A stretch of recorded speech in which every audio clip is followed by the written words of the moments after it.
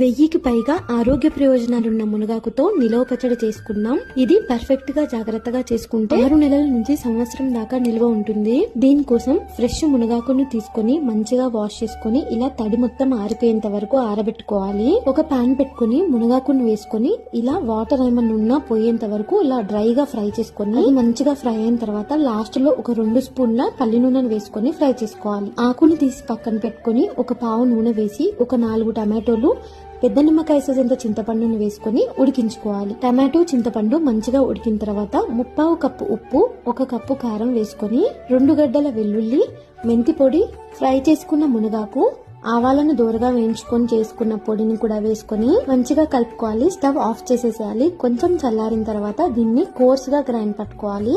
వేరే పాన్ లో 1 cup oil వేసుకుని ఎండుమిర్చి, ఆవాలు, జీలకర్ర, వెల్లుల్లి, కరివేపాకు వేసుకొని పోపు వేసుకోవాలి. నూనె చల్ల